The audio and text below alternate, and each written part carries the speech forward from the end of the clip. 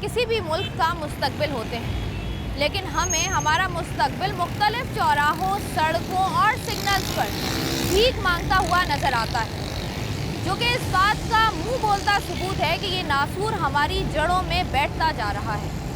आज के प्रोग्राम में हम बात कर रहे हैं चाइल्ड बेगरी के हवाले से। सिंध चाइल्ड प्रोटेक्शन अथॉरिटी एक ऐसा इदारा जो कि इन हैंडलर्स के ख़िलाफ़ कार्रवाई करता है और इन बच्चों को प्रोटेक्शन फराहम करता है। आज के प्रोग्राम में चाइल्ड बेगरी को मुख्तलिफ ज़ावियों से देखने की कोशिश करेंगे और इस इदारे के साथ मिलकर ऑपरेशन करने की भी कोशिश करेंगे ताकि पता लगाया जा सके कि इस माफिया के हैंडलर्स आखिर हैं कौन। मैं हूं आपकी होस्ट शाइस्ता रज़ा और आप देख रहे हैं प्रोग्राम बनाम सरकार। इस वक्त हम डिफेंस के इलाके में मौजूद हैं और यहाँ पर आप लोगों को नज़र आ रहा होगा कि बहुत सारे जो बच्चे हैं और बड़े हैं भीख मांगते हुए हमें नज़र आ रहे हैं। आपका नाम क्या है बेटा? मायरा। मायरा। और मायरा कहाँ रहते हो आप? कृष्णन। और यहाँ पर कब से हो रोड पर? पापा ही हैं आपके?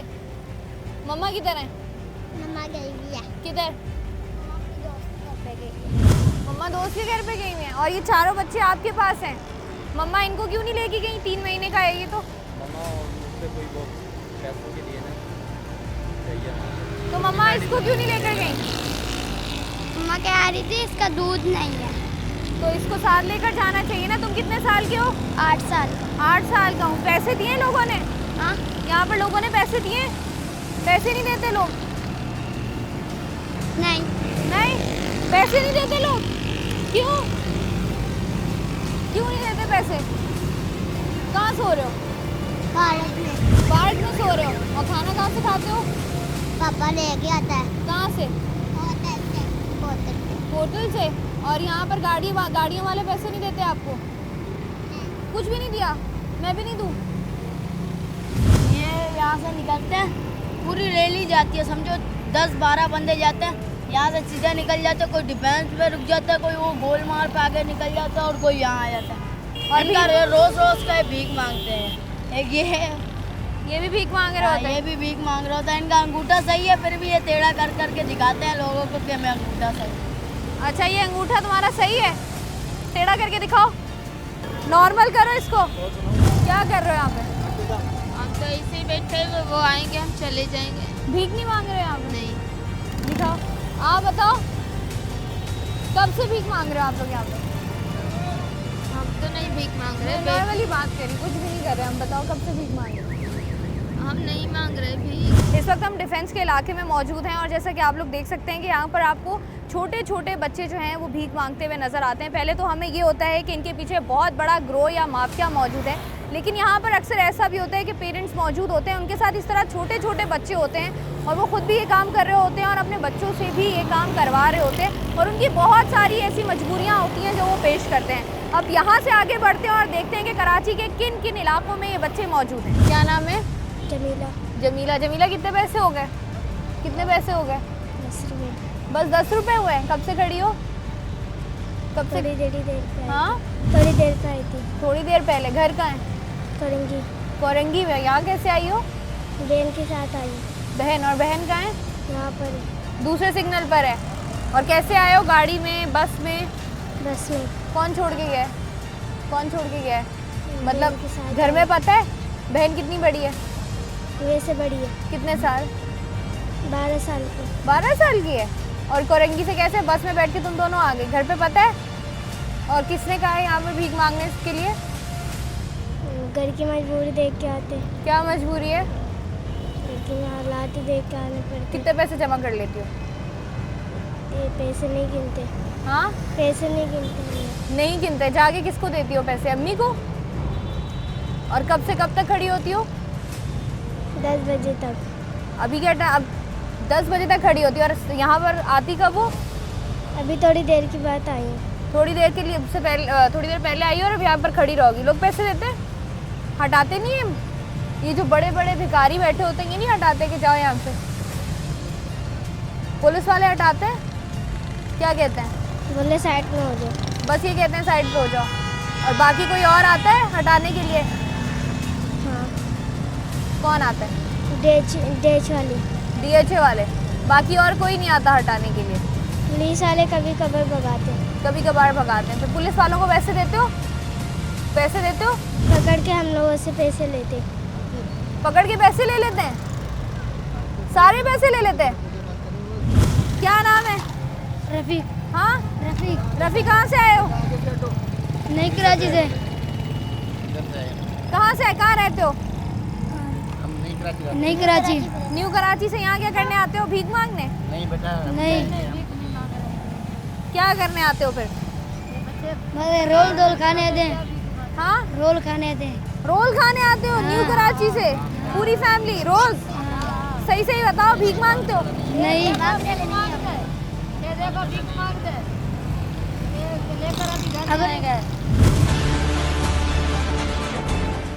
तारिक रोड के सिग्नल पर हम लोग देखते हैं कि भिखारी बच्चे बहुत बड़ी तादाद में हैं। जी हैं। कौन लाता है इनको? पता नहीं अभी, क्या पता कौन आते हैं। बढ़ रहे हैं या कम हो रहे हैं? ज़्यादा हो रहे हैं, बढ़ कहाँ है, कम कहाँ हो रहे हैं। इनकी टाइमिंग्स वगैरह सेट होती हैं? टाइमिंग सारा दिन होते हैं। भागते क्यों हैं ये लोग देख के लोगों को? क्या पता अभी हम क्या क्या सोचते हैं। अच्छा, इनको पुलिस वगैरह पकड़ती है आके? कोई और इदारा आके पकड़ता हो? कोई नहीं पकड़ता कोई। क्या कहेंगे, कम होनी चाहिए ये? कम होने चाहिए ना, ये आदत है, आदत बस उनको ऐसे पैसे मिलते हैं तो बस। ये जो चाइल्ड बैगरी है ये बढ़ती जा रही है सिंध में, क्या कहेंगे? गलत है, तो बिल्कुल इसको ख़त्म होना चाहिए। और अब हमारे बाला हुकाम से यही अपील है कि इस चीज़ को बिल्कुल उसका सख्त से सख्त एक्शन लें और ये बिल्कुल ख़त्म होना चाहिए। कितना तंग करते हैं ये लोग जब आप लोग सिग्नल्स पर खड़े होते हैं? भाई सिग्नल्स पे खड़ा होना तो अजाब हो गया ना हमारे लिए। अब वही बात है ना कि सिग्नल्स पे खड़े होते हैं हम, एक बात है रेड लाइट है तो उसके लिए हम खड़े हुए हैं और ये आ जाते हैं, तो वो ग्रीन लाइट होने के बाद भी वो हटते नहीं हैं। और मैं उनको हम कहेंगे ना कि माफ़ करें या अल्लाह के वास्ते छोड़, तो वो जानने का नाम नहीं लेते जब तक ऑलवेज उनको दे ना दें। बगैर लिए कुछ ना कुछ लिए बगैर तो वो जाते ही नहीं है। ये एक माफिया बन गया एक तरह से, ये माफिया ट्रेन हो गया एक तरह से कि बस चाहिए उन्हें। जो बच्चे भीख मांगते हुए सड़कों पर नजर आते हैं, क्या कहेंगे? ये अच्छा नहीं है, बुरा है। माशियात बढ़ रहा है क्योंकि बच्चे भी आजकल रोडों पे आ रहे हैं, महंगाई इतनी बढ़ गई है, इस वजह से हो रहा है। तो आप क्या समझते हैं, इनके पीछे कोई माफिया है? बिल्कुल है, माफिया है, कितना मजबूत है? बहुत मजबूत है माफिया। ये पुलिस वाले माफिया इनके पीछे यही है, इनसे डब्बत्ते लेते हैं, इनको रोड पे बिठा देते हैं, इससे बड़े माफिया। आप समझते हैं कि पुलिस वाले इनके पीछे होते हैं? हाँ बिल्कुल। हमने तो ये सुना है पुलिस वाले इनसे पैसे लेके चले जाते हैं। हाँ वही ना, वही तो माफिया है ना, इससे बड़ी माफिया और क्या है। और कोई इदारा आता है इनको पकड़ने के लिए? हाँ बहुत लोग आते हैं लेकिन ये लोग जाते नहीं, इनका पुराना काम बन गया ये रोडों पे बैठ। सिग्नल्स पर खड़े होते हो, बच्चे भीख मांग रहे होते हैं, क्या कहोगे? क्या कहूँगा, यही कहूँगा देना चाहिए भीख मांगने। तुम्हें लगता नहीं है गलत है ये? मेरे हिसाब से अभी क्या गलत है, इंसान है, मजबूरी है, जो मजबूरी से मांगता है बंदे को देना चाहिए। तो देखो मजबूरी में और भी तो बहुत से काम किए जा सकते हैं ना, हाथ फैलाना तो। ये तो अभी ये तो पता नहीं है, तो वो अल्लाह का काम है और अल्लाह जाने वो गलत नीयत से भीख मांग रहे या सही नीयत से भीख मांग रहे हो तो अल्लाह को पता है। क्या कहेंगे, आपको लगता है जो इतना बड़ा माफिया है, जो बच्चे हमें जगह जगह नजर आ रहे हैं भीख मांगते हुए, इनके खिलाफ कार्रवाइयाँ होनी चाहिए? ज़रूर कार्रवाई होनी चाहिए।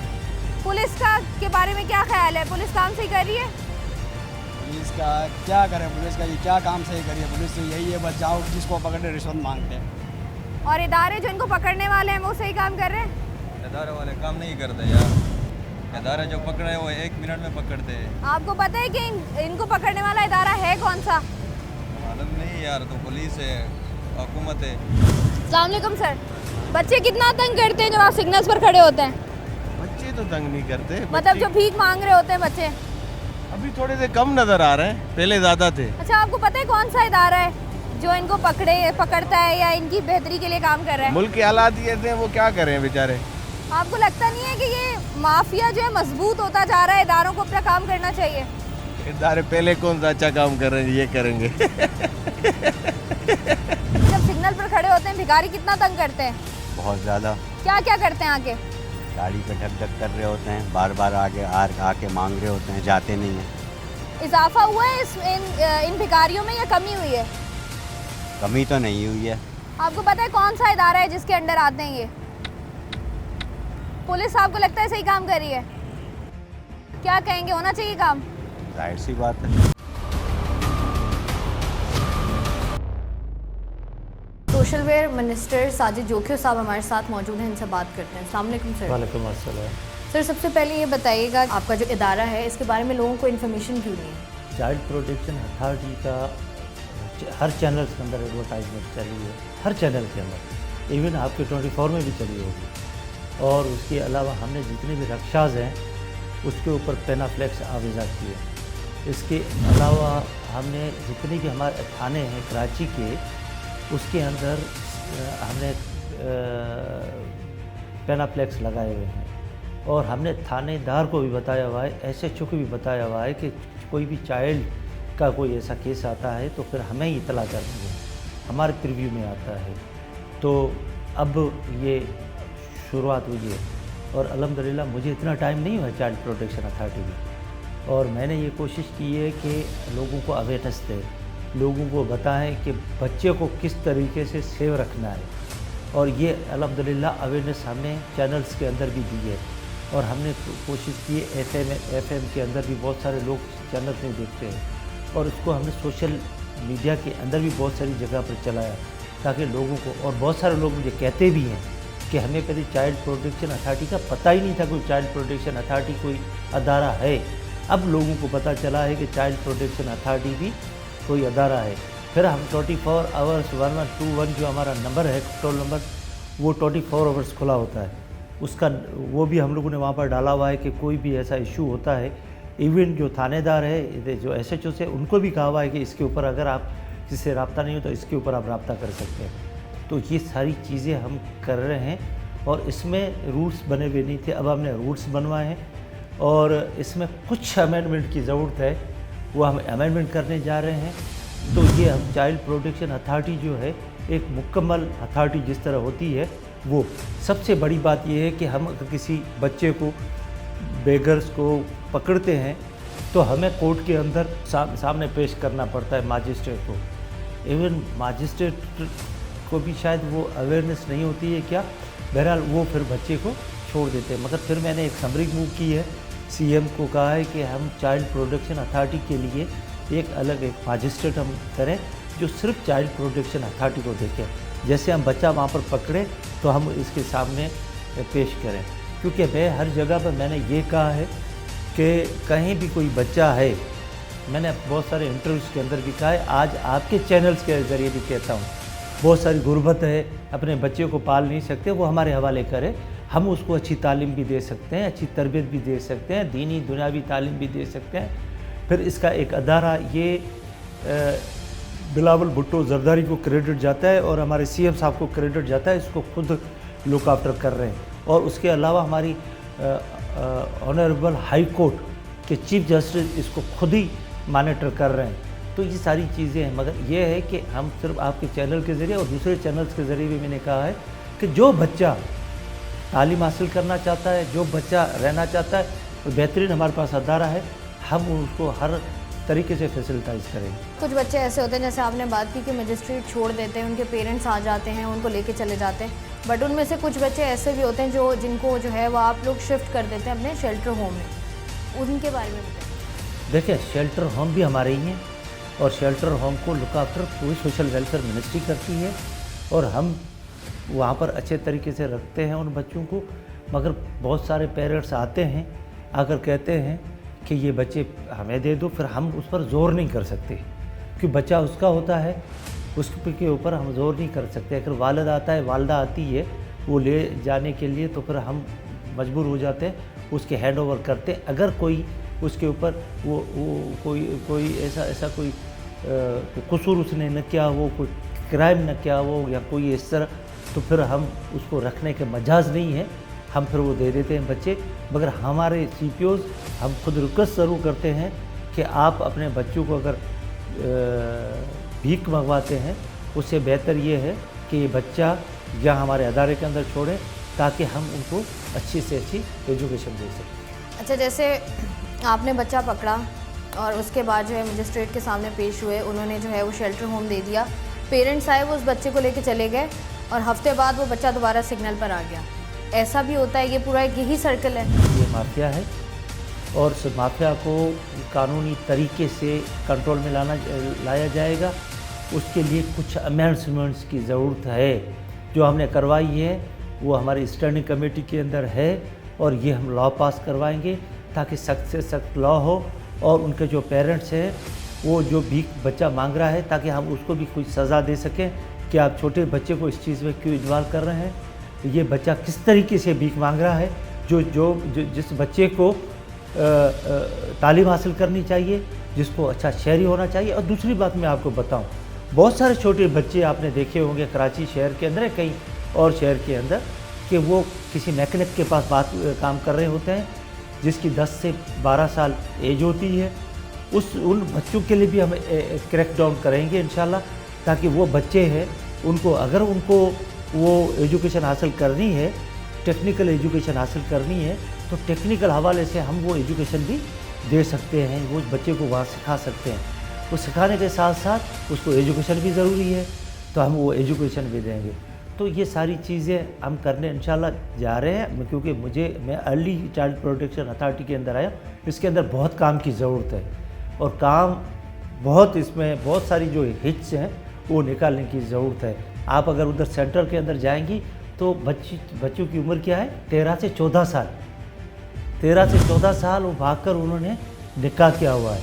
आप जाकर उनको चेक करें, तो ये फिर उनके वालिदैन जब कोर्ट के, और हमें देती है कोर्ट कहती है जाकर आप लोग वहाँ रखो, फिर हम उनकी लुक आफ्टर करते हैं, क्योंकि उनके कोर्ट के अंदर मैटर्स चल रहे होते हैं। फिर कोर्ट का जो हुक्म होता है उसके ऊपर हम चलते हैं। अच्छा, इस तरह के कितने शेल्टर होम्स जो हैं वो आपके मौजूद हैं? देखें, इस वक्त सखर है, हैदराबाद है और कराची है, ये 3 शेल्टर होम हैं।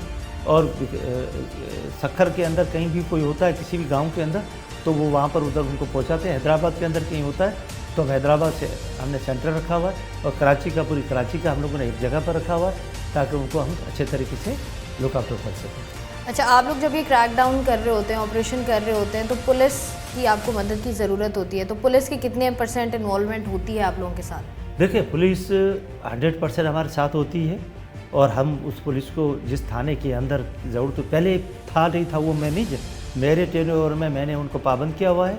हम उस SSP को बताते हैं, और वो SSP जो हद का SH होता है, और उसकी पूरी टीम होती है, तो फिर हम जाकर उनको रेड कर, क्योंकि जो हमारी टीम जाती है वो सादे कपड़ों में होती है, उनको कोई पता नहीं है लोगों को ये कौन लोग हैं, क्यों उन बच्चों को पकड़ रहे हैं, तो उसके लिए हमें पुलिस की ज़रूरत पड़ती है। तो पुलिस हमारे साथ होती है, हम वहाँ पर पकड़ते हैं, फिर अपने अदारे के अंदर ले आते हैं। अच्छा, हम लोगों ने जब आवाम से बात की, उनका ये भी कहना है कि अक्सर ऐसा होता है सिग्नल्स पर, आप भी जानते होंगे, हम लोगों ने भी देखा है कि जो स्पॉट्स होते हैं, वो उन लोगों ने कहा होता है कि अगर एक भिखारी वहाँ पर खड़ा है तो वो दूसरे को खड़े नहीं होने देता कि भाई ये तो मेरी जगह है। उसके बाद हम लोग जब बात करते हैं तो वो लोग ये भी आवाम कहती हुई नज़र आती है कि पुलिस जो है उसके अंदर इन्वॉल्व है। देखिए, पुलिस का मुझे पता नहीं है, बाकी ये जो है ना अड्डे उनके बिके हुए हैं, ये ट्रियर, और कौन बेचता है ये अड्डे? देखो, मैं बात कर चुका हूँ कि माफिया है, ये एक अलग सा एक डिपार्टमेंट है इनका। माफिया है जो लोकल लोग हैं। अच्छा, लोकल लोग जो वहाँ के, जहाँ जैसे जो जिसका चौक है, तो चौक क्या नाम है, उधर ज़ाहिर बात है उधर की टीम होती है, वो सारे इसमें करते हैं। मैं चाह रहा हूँ कि मैं उसके तह तक पहुँचूँ कि ये लोग कौन है, उसमें हमें रूल की ज़रूरत है, और रूल बनाकर हम मजिस्ट्रेट बिठाकर हम उस तह तक पहुँचें, और उस बच्चे से हम पूछें, इंट्रोगेट करें कि ये आपको कौन लोग हैं जो इसको, फिर हम उन तक पहुँचें, उनको पकड़ें, फिर उससे हम आगे जाएं।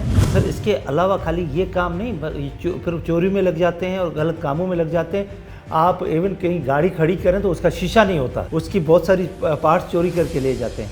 तो ये एक गैंग है जिस तक रसाई करनी है।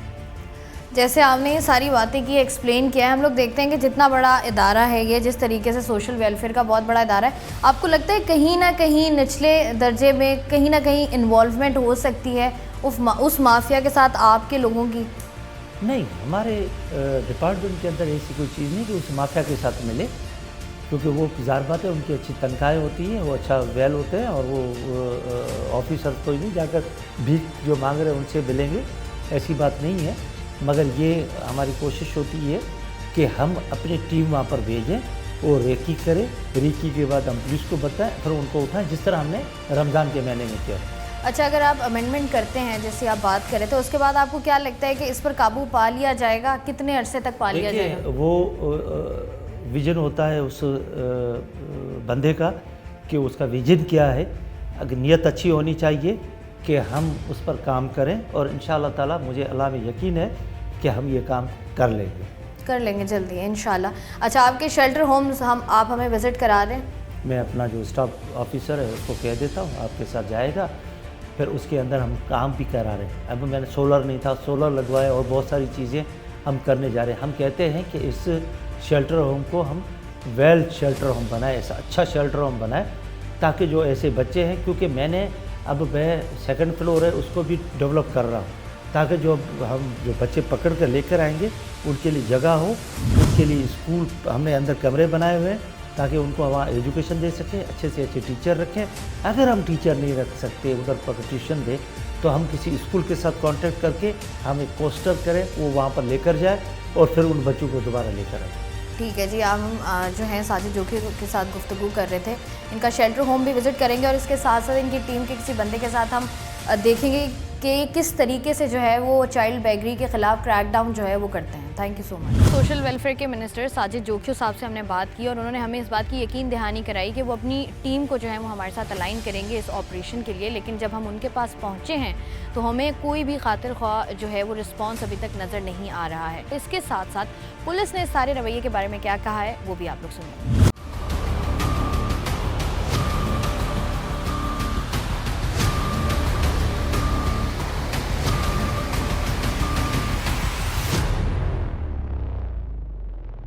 SSP south investigation Abrez Ali Abbasi sahab हमारे साथ मौजूद हैं। आइए इनसे बात करते हैं। अस्सलाम वालेकुम सर। वालेकुम अस्सलाम। फिर सबसे पहले बताइएगा, ये जो चाइल्ड बेगर्स पकड़े जाते हैं इनमें से कितने बच्चे ऐसे होते हैं जिनका पहले से क्रिमिनल रिकॉर्ड जो है वो मौजूद होता है? अच्छा, इसमें मैं स्टैटिस्टिकली बात करना चाहूँगा कि साल 2023 में जो डिस्ट्रिक्ट साउथ है जिसको अभी मैं इन्वेस्टिगेशन को हेड कर रहा हूँ, वहाँ पे कमोबेश 20 इस तरह के मुकदमात हुए थे कि जिसमें जो चाइल्ड बेगर्स थे वो भी उनके साथ जो पकड़े गए थे। सिंस आपको ये समझने की ज़रूरत है कि जो चाइल्ड बेचारा जो उनके साथ है वो हमारे लिए ऑफेंडर नहीं बल्कि विक्टिम होता है। तो जो विक्टिम होता है तो हम लोग उस पर तो एफआईआर नहीं देते। जो उनको हैंडल कर रहा होता है, जो उसके वालिदैन बाज़ औक़ात होते हैं, उनके जो हैंडलर्स होते हैं, हम एफआईआर उन पे देते हैं और child is considered to be a victim in that case. तो हम विक्टिम पे तो एफआईआर नहीं देते। बाकी जहाँ तक ताल्लुक़ है कि जो उनसे ये गदागरी करवाते हैं, उनका 12 ऐसा नोटिस में आया कि उनका क्रिमिनल रिकॉर्ड प्रीवियस भी मौजूद होता है, लेकिन चाइल्ड का नहीं होता क्योंकि चाइल्ड पे हम लोग नहीं देते एफआईआर।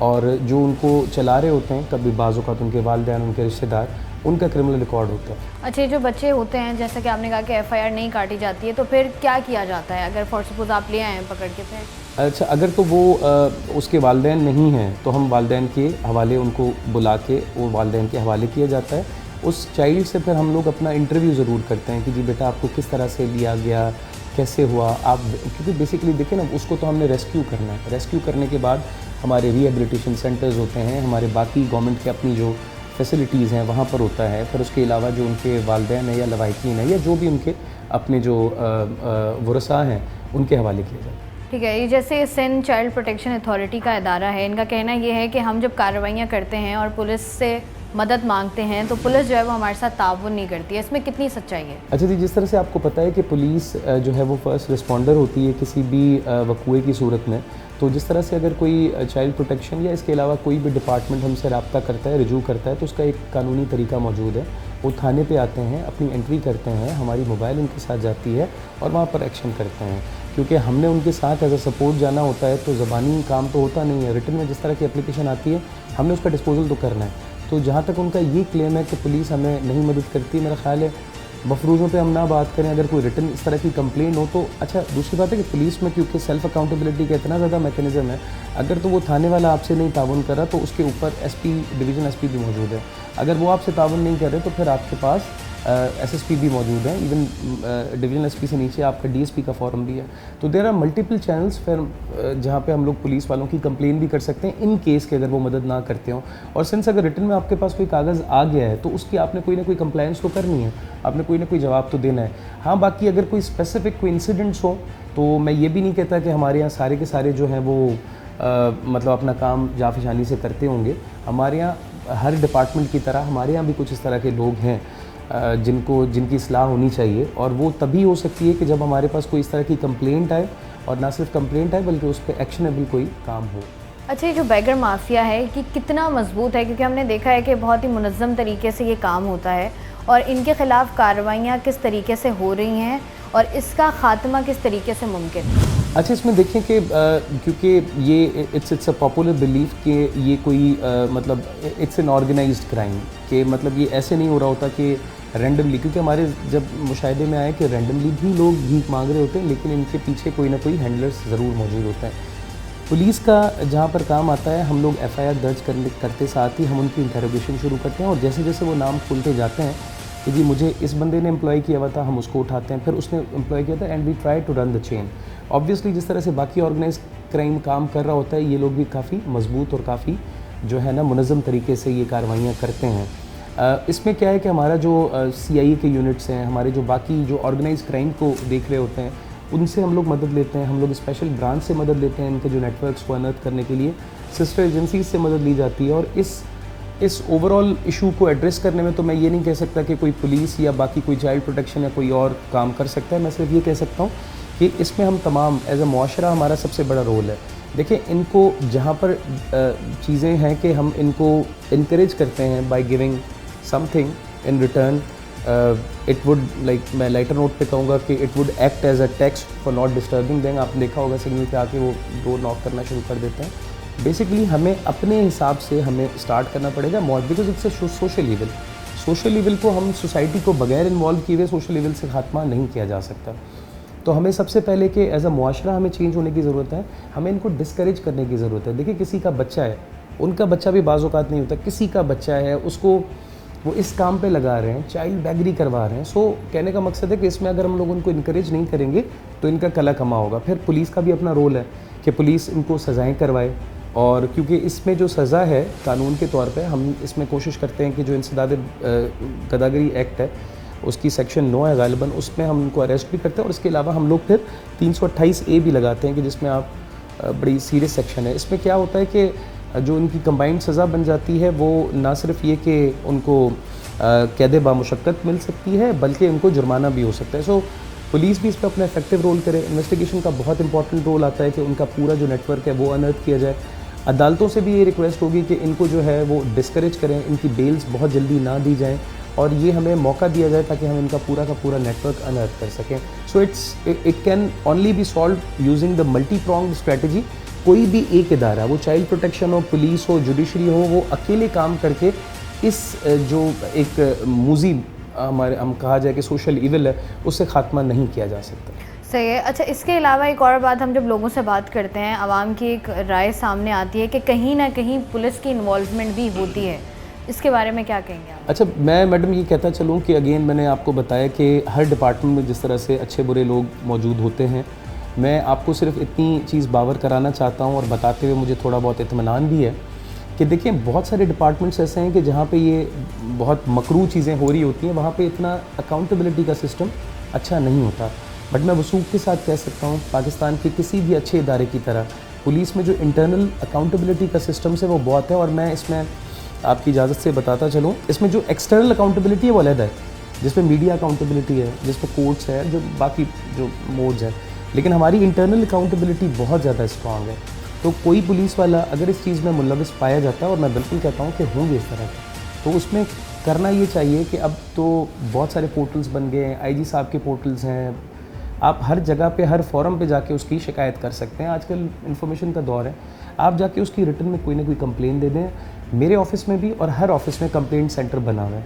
अच्छा, एक और मैं आपको चीज़ बताऊं कि ऑपरेशंस के तमाम विंग्स में, साउथ का तो मुझे बिल्कुल पता है कि यहाँ पर एंटी बैगिंग सेल भी बने हुए हैं। आप उधर जाके अपनी एप्लीकेशन दे दें कि जी ये वाला बंदा इसको लेकिन अगेन मैंने जैसे आपको कहा कि सोसाइटी को अपना रोल भी प्ले करना है। जो पुलिस वाले इसमें इन्वॉल्व हैं, कोई भी बंदा उनके लिए कोई नरम गोशा नहीं रखेगा, एटलीस्ट मैं तो नहीं रखूँगा, क्योंकि वो इनको अगर सपोर्ट कर रहे हैं तो ये मुआशरे के लिए एक बहुत नासूर है जिनको ये सपोर्ट कर रहे हैं। तो उसके खिलाफ बिल्कुल एक्शन होना चाहिए, और होते हैं एक्शंस, हम उनको सज़ाएं भी देते हैं, और यकीन करें कि डिसमिसल तक भी बात जाती है। और बहुत सारे, आप पिछली दफ़ा जो सिंध पुलिस की रिपोर्ट जमा हुई थी कि इंटरनल अकाउंटेबिलिटी में कितने शो कॉजेज़ का फैसला हुआ और उसमें कितनी सज़ाएँ दी गई, बड़ी स्ट्रिक्ट पनिशमेंट्स भी दी जाती हैं। तो हमारा अपना अकाउंटेबिलिटी का सिस्टम बहुत बेहतर है।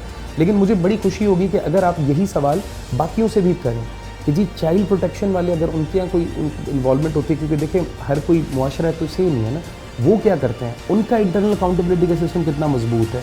अगर तो ये किसी और इदारे में जो इंटरलिंक्ड इदारा है उनकी अगर कोई इन्वॉल्वमेंट आ जाए तो वो क्या करते हैं। तो मेरा ख्याल है कि इसको एक पैराए में, एक कॉन्टेक्स्ट में देखने की ज़रूरत है।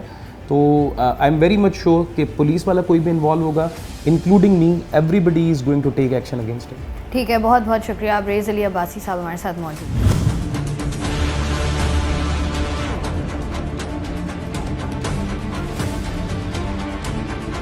मुर्तज़ा शाह साहब हमारे साथ मौजूद हैं, जो कि सिंध चाइल्ड प्रोटेक्शन अथॉरिटी में असिस्टेंट डायरेक्टर एडमिन हैं। इनसे बात करते हैं। अस्सलाम वालेकुम। वालेकुम सलाम। सर, सबसे पहले ये बताइएगा कि इस इदारे का जो बजट है वो कितना है और किस तरीके से आप लोग उसको यूटिलाइज़ करते हैं? हमारे इदारा जो सिंध चाइल्ड प्रोटेक्शन अथॉरिटी है उसका बजट 200 मिलियन है। वो गवर्नमेंट हमें एनुअली वो देती है। उसका यूटिलाइजेशन ऐसा होता है कि हमारे पास जो तमाम डिस्ट्रिक्ट हैं, जो सिंध के 30 डिस्ट्रिक्ट हैं, उनमें वो बजट यूटिलाइज़ होता है। वहाँ हमारे ऑफिसर्स डिप्यूट होते हैं, वहाँ पे केसेस होते हैं, रिपोर्ट होते हैं केसेस, वो फिर उनमें डिवाइड हो जाता है ये बजट। फिर हेड ऑफिस है हमारा, ये वाला हेड ऑफिस है, यहाँ पे वो यूटिलाइज़ होता है, फील्ड्स में होता है, उनका गाड़ियाँ हैं, पेट्रोल है, सब चीज़ें मिला के। ठीक है, तो ये जो आप लोगों की पूरी एक कार्रवाई होती है ऑपरेशन करने की, आप लोग किस तरीके से करते हैं इसको? देखें, हमारे मुख्तलिफ ऑपरेशंस होते हैं। एंटी बेगरी ड्राइव जो होती हैं गदागरों के ख़िलाफ़, स्पेशली जो हमारा जो मैंडेट है Sindh child protection authority amendment act 2021 के तहत, उसमें हम छोटे बच्चे हैं, फ़कीर, ये गदागर जो होते हैं वो बच्चों से भीख मंगवाते हैं, जो कि कानूनन जुर्म है, उन पे हम ऑपरेशन करते हैं। और उस पर जो है रमज़ान में भरपूर ऑपरेशन करते हैं। वैसे भी थ्रू आउट द ईयर हम करते रहते हैं ऑपरेशन। उसमें जो है ना काफ़ी सारी FIRs भी हुई हैं जो फ़कीरों के ख़िलाफ़, उनके जो हैंडलर्स हैं उन पे। और उसमें हम बच्चों को रेस्क्यू करते हैं। हंड्रेड्स ऑफ जो है ना बच्चे हमने जो रेस्क्यू किए हैं। हमारा जो शेल्टर होम है सिंध चाइल्ड प्रोटेक्शन अथॉरिटी का जो शेल्टर है, हमें वहाँ पे हम रेस्क्यू करके बच्चों को वहाँ पे शिफ्ट करते हैं। फिर उसका नेक्स्ट स्टेप ये होता है कि जो है उसकी लीगल कस्टडी जो होती है वो डिमांड होती है कोर्ट से, वो हम डिमांड करते हैं। वो फिर वो कोर्ट डिसाइड करती है, ऑनरेबल कोर्ट डिसाइड करती है कि बच्चों को कहाँ पे ज़्यादा रखना है। हमारे पास कैपेसिटी 200 बच्चों की कैपेसिटी है डिस्ट्रिक्ट मलिर में। अच्छा, तो 200 बच्चों की कैपेसिटी मौजूद है। इस वक्त कितने बच्चे मौजूद हैं शेल्टरों में? इस वक्त अराउंड 25 बच्चे मौजूद हैं। 25 बच्चे मौजूद। और क्योंकि उसकी बात यह है कि अभी कभी कम भी हो जाते हैं, कभी ज़्यादा भी हो जाते हैं। ये तो डिपेंड करता है ना फ्लो पे। ट्रांजिट, ये असल में बुनियादी तौर पे ट्रांजिटरी शेल्टर होम है। यहाँ पे एक बच्चा रात को मिला, सुबह को उसके पेरेंट्स आ गए, फिर बच्चा चला गया, अगली रात दूसरा बच्चा आ गया। फिर ये मतलब ये ट्रांजिटरी, ये फिगर चेंज होती रहती है, परमानेंट नहीं ये फिगर, बढ़ते भी हैं कम भी होते हैं। ठीक है, मुझे बताइएगा कि लास्ट ऑपरेशन जो आप लोगों ने किया था चाइल्ड बेगरी के ख़िलाफ़, वो कब किया था आप लोग? वो हमने किया है जो है मई में किया। मई की 15 तारीख को हमने किया था, डिस्ट्रिक्ट सेंट्रल में किया था। वहाँ पे हमने बच्चे पकड़े थे। कितने बच्चे पकड़े थे हमने? वहाँ पे हमने 12 बच्चों को रेस्क्यू किया था और वहाँ पे शेल्टर होम में उनको वो शिफ्ट किया था। अगले दिन हमने उनको जो है वो कोर्ट में पेश किया, जहाँ से वो बच्चे रिलीज़ हो गए। उनके माँ बाप, क्योंकि उनके माँ बाप होते हैं, तो वो कोर्ट की सवाब दी देते कि उनको हमें कस्टडी हमें दें या उनको पेरेंट्स को दें, क्योंकि पेरेंट्स की मौजूदगी में ऑनरेबल कोर्ट्स जो हैं किसी दूसरे जो है ना थर्ड पार्टी को वो कस्टडी नहीं देती। हम लोग तो कस्टडी डिमांड कर रहे होते हैं। अच्छा, हम देखते हैं कि हर सिग्नल पर, हर चौराहे पर हमें जो है बच्चे भीख मांगते हुए नज़र आते हैं, जिसमें इजाफा हो रहा है। तो 15 मई को आपने लास्ट ऑपरेशन किया था, मेरे ख्याल से इसको 1.5 महीना होने वाला है। तो आपको लगता नहीं है कि अगर 1.5 महीने की ताख़ीर से आप लोग कार्रवाइयाँ, बल्कि अभी भी कोई ऑपरेशन आप लोग नहीं कर रहे हैं? जी, इसकी वजह क्या है? ऑपरेशन इसकी वजह देखें आप, मई में हमने ऑपरेशन किया, उसके बाद हमारा प्लान था, क्योंकि ये ऑपरेशन डेली बेसिस पे तो नहीं हो सकता। हम प्लान करते हैं, टाइम लेते हैं, एक हमारी वो वर्किंग होती है, उस पर वो करते हैं। फिर हमने जून में प्लान किया था ये ऑपरेशन। जून में मैं जो हमारी टीम जो निकली थी डिस्ट्रिक्ट सेंट्रल में और डिस्ट्रिक्ट साउथ में निकली थी, वहाँ पे जो हमारी लास्ट बम्पर जो है ड्राइव्स हो चुकी हैं, उन पे आप कह रहे हैं ना कि इजाफा हो रहा है। मैं आपको इनकरेक्ट बोलूँगा कि ये इजाफा नहीं हो रहा। हमारे ड्राइव्स का बिल्कुल इम्पैक्ट पड़ा है और असर हुआ है, और इसमें कमी आई है। तो मेरी आंखों का धोखा हो सकता है? नहीं, ये बात हो सकती है, लेकिन बात ये है कि ये एक प्रैक्टिकल है। आप अगर हमारे साथ चलेंगे तो इंशाल्लाह उसका रिज़ल्ट आता है, उसका इम्पैक्ट है। जहाँ आपने बात की अभी भी नहीं हो रही, क्योंकि अभी मुहर्रम है, मुहर्रम के अयाम है, उनमें पुलिस कोऑपरेट करती भी है, लेकिन अभी क्योंकि मुहर्रम के अयाम में नफरी जो है वो डिप्लॉयड होती है सारी, और सिक्योरिटी नेशनल सिक्योरिटी का ये मुहर्रम के अयाम जो है नेशनल सिक्योरिटी है। अब नेशनल सिक्योरिटी के जो है ना उस वजह से जो नफरी होती है वो पूरी डिप्लॉयड होती है, इसमें हमें ज़रा वो मुश्किलात आती हैं। और इंशाल्लाह मुहर्रम के बाद हम आप लोगों के साथ ही फील्ड में चलेंगे और ड्राइव्स करेंगे, इंशाल्लाह भरपूर ड्राइव्स करेंगे। जैसे आप बात कर रहे थे 200 मिलियन का आप लोगों का एनुअल बजट है, ऐसा नहीं हो सकता कि क्योंकि देखें अभी मुहर्रम है, फिर थोड़े अरसे बाद रबीउल अव्वल होगा, फिर और भी आगे इवेंट्स आते हैं जो कि नेशनल सिक्योरिटी का प्रॉब्लम है, तो ऐसा नहीं हो सकता कि आप लोग अपनी कोई टास्क फोर्स बना लें या कुछ इस तरह का आप लोग प्लान कर लें कि आप लोगों को अगर आप लोग इस तरह की कोई ड्राइव करते भी हैं तो आप लोगों को किसी इदारे की हेल्प ना लेनी पड़े? देखिए ये अच्छी सजेशन दी आपने, और जहाँ तक टास्क फोर्स का है तो ये तो सिक्योरिटी जो है ना इदारों का ये मैंडेट है और उनका काम है। सिंध चाइल्ड प्रोटेक्शन अथॉरिटी को रिक्वेस्ट नहीं कर सकते हैं, लेकिन Sindh child protection authority is not the, वो कहते हैं ना कि सिक्योरिटी एजेंसी नहीं है वो। हम ये हमारे पास रेफरल मैकेनिज्म है। देखें ना, फॉर एग्जांपल अगर हमारे पास कोई एजुकेशन डिपार्टमेंट का मसला आ जाता है, किसी बच्चे को कोई स्कूल में मारता है पीटता है, तो हम डायरेक्टली जाके वो हम रेफ़र करते हैं। हमारा फील्ड में जो CPO चाइल्ड प्रोटेक्शन ऑफिसर होते हैं वहाँ हम उनको रेफ़र करते हैं अगले डिपार्टमेंट को। हमारे पास child protection information management system बना हुआ है जिसमें हम इंटरकनेक्टेड हैं गवर्नमेंट के तमाम इदारों से, तो हम रेफ़र करते हैं वो चीज़ों को। अच्छा, हमने जब लोगों से बात की है, मोस्टली लोगों का ये कहना है कि उनको इस इदारे के बारे में पता ही नहीं है। ये जो आपका इदारा है सिंध चाइल्ड प्रोटेक्शन अथॉरिटी, इसके बारे में उनके पास कोई नॉलेज, कोई इन्फॉर्मेशन नहीं है कि ये जो बच्चे खड़े हुए हैं यहाँ पर, अगर वो इसके ख़िलाफ़ कोई बात करते हैं तो कि कौन सा इदारा है जिससे बात करनी है? आप क्या समझते हैं, क्या वजह है इसकी? इसकी वजह लैक ऑफ अवेयरनेस है जिस पे हम काम कर रहे हैं और काम कर चुके हैं, और हमारे इसमें जो है ना हमने भरपूर जो है उस पर ड्राइव्स भी किए हैं। हमने रक्षों पे बैनर लगा के वो भी जो है ना वो भी हमने ड्राइव किए हैं। हम जो तमाम जो इलेक्ट्रॉनिक और प्रिंट मीडिया चैनल्स हैं उन पे भी हमारे जो है ना वो एड्स आ चुके हैं 1121 के।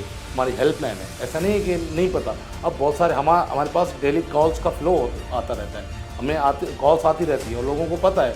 हाँ, अभी भी ज़रूरत है, लेकिन गुंजाइश हर जगह होती है, गुंजाइश हर जगह। परफेक्शन तो हम नहीं कह सकते हम परफेक्ट है, वी आर नॉट परफेक्ट। हम अभी भी इस पे अवेयरनेस पे काम कर रहे हैं और भरपूर तरीके से करेंगे through electronic and print media. आप ही के प्लेटफॉर्म से हम इंशाल्लाह इसको मज़ीद एक्सेलरेट करने की ज़रूरत है।